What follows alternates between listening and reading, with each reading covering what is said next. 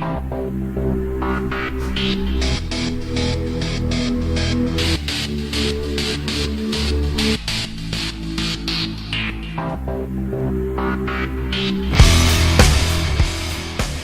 tout le monde, bienvenue à Radio B52, votre balado-diffusion. Merci de vous abonner à notre chaîne sur YouTube, également à notre page Facebook. On roule sur le tarmac. Le bombardier lève, asseyez-vous confortablement. On s'en va en direction de Québec, de Montréal et également de New York où se trouve Slinky Bettman. Vous avez vu Don Cherry il y a quelques jours appuyer la candidature des Nordiques de Québec du retour de ce club-là dans la Ligue nationale de hockey devant Gary Bettman, devant une auditoire quand même assez considérable pendant un entraque entre Las Vegas et Washington, la Coupe Stanley. On a vu également Régis Labaume aller à l'antenne la plus écoutée au Québec de Paul Arcand faire de la politique, finalement rien dire, lorsqu'il a été questionné à savoir si Jeff Molson, s'il croyait que Jeff Molson appuyait le retour éventuellement des Nordiques. Écoutez, il y a Jeff, ensuite vous avez le vieux fou là, à Boston, là, Jeremy Jacobs, des Bruins de Boston, des Bruins de Boston, qui lui aussi a fait des commentaires sur la Ville de Québec, qui était incapable, dans le fond, d'avoir un club de la NHL qui n'a pas suffisamment d'argent, suffisamment les reins solides financièrement avec la compagnie québécoise, etc. Finalement, Bettman qui dit que Jacobs, dans le fond, c'est juste une voix parmi les 31 propriétaires de la Ligue lorsque viendra le temps d'un vote, s'il y a une expansion un jour, mais qu'il n'y a pas d'expansion à l'horizon. Bref, beaucoup de fumée, rien que de la fumée, rien que du gueulage, rien que du brassage de nuages, que ce soit Labaume, que ce soit PKP, okay, qui est incapable de dire lorsqu'on lui pose la question, est-ce que vous avez jasé avec Jeff Molson, PKP qui dit non. Imaginez-vous, PKP parle pas à Jeff Molson. Il doit s'en faire un allié. S'il y a un exécutif dans la Ligue nationale de hockey avec lequel PKP aurait dû, dans les récentes années, se rapprocher et s'en faire un allié, on s'entend que chez Jeff Molson. Or, PKP a dit, en toute franchise, on le remercie pour sa franchise, non, il n'a pas parlé à Molson, puis qu'il n'a aucune idée, mais qu'il espère que Molson supporte le retour des Nordiques.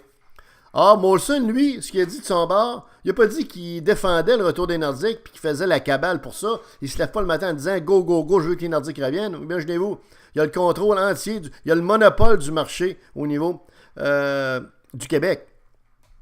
Il n'y a pas un cave qui va vouloir laisser son monopole puis fractionner ça avec un autre pour en faire un duopole puis partager la tarte en deux, voyons donc. Mais tout de même, Jeff Molson a quand même été clair. Il n'a jamais dit qu'il appuyait le retour des Nordiques.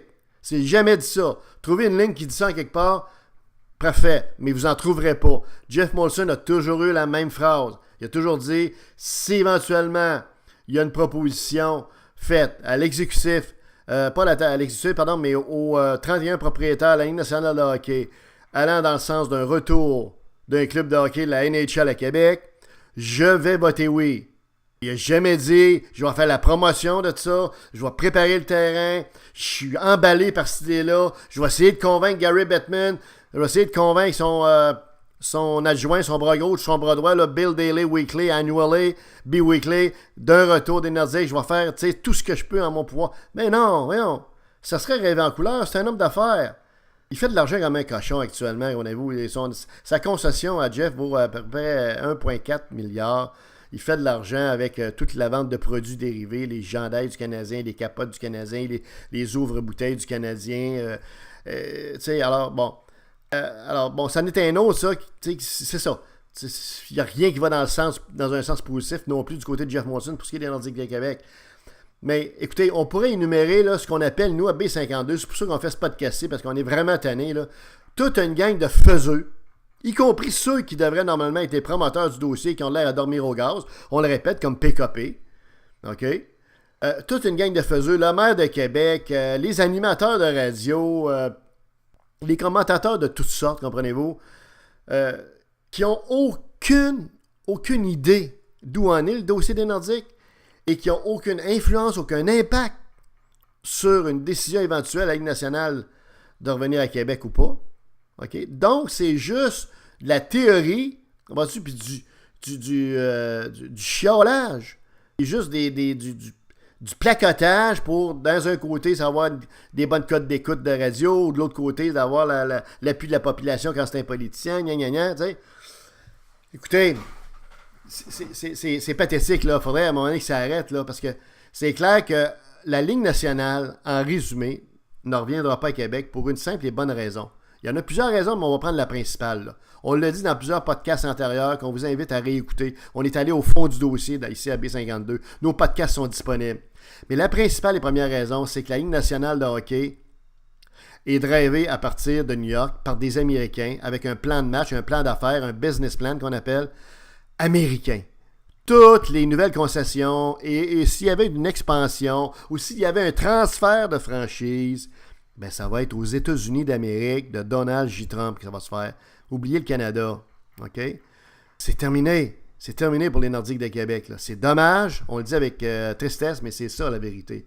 Donc, quand la bombe ou n'importe qui, on se promène puis commence à faire du fluff là. Entendez-vous Brian Mulroney d'ailleurs, qui était un de ceux qui a fait la présentation du dossier des Nordiques? Vous n'entendez jamais, hein?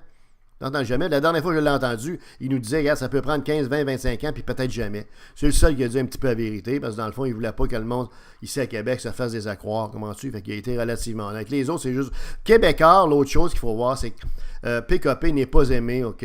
C'est pas un homme d'affaires, un businessman qui fit avec la gang là, de fumée de cigares, de gros cigares de Cuba, qui sont les propriétaires de la NHL. Il fit pas partout dans le décor, comprends-tu? Ça serait vraiment là... l'enfant terrible de la gang, comprenez-vous, puis le gars, il est weirdo un petit peu, comprends-tu? Sa vie personnelle ainsi que sa vie professionnelle, sa vie comme homme d'affaires, c'est rock'n'roll, comprends-tu? C'est des montagnes russes, ça s'en va un petit peu partout. C'est un imprévisible, c'est un impulsif. Bref, c'est un gars qui a des qualités, mais il a aussi eu des affaires, des défauts qui fait qu'il ne fit pas comme profil avec les hommes d'affaires de la Ligue nationale de hockey. Donc, on n'a pas le bon cheval, on n'a pas le bon porte-étendard pour le dossier des Nordiques. C'est dommage. Mais c'est pas PKP qui va nous faire venir les Nordiques à Québec. C'est au contraire, probablement qu'ils retardent le processus. Peut-être même la compagnie québécoise elle-même est nuisible parce qu'elle appartient à PKP. Puis en plus de ça, elle n'a plus les reins assez solides pour être capable de financer le retour des Nordiques tout seul. Fait que pour toutes ces raisons-là, là, c'est peut-être que la bombe et toutes les autres devraient se fermer à boîte, comprenez-vous, puis essayer tout simplement d'enterrer tout ça, plutôt que de laisser accroire des choses, puis commenter sur finalement des choses sur lesquelles ils n'ont absolument aucun contrôle. La Ligue nationale de hockey chie sa tête du Canada, ne fera plus d'expansion au Canada. La dernière, ça a été à Winnipeg. C'était une gang d'Américains comme ça. L'erreur qui a été faite, on le dit, on le répète, c'est quand le siège social et tout le processus de decision-making stratégique avec le commissaire de la Ligue, tout ça a été transféré entre les mains des Américains. Okay? Ça aurait dû rester au Canada où le hockey, aux dernières nouvelles, était toujours le sport national. OK? C'était bien 52.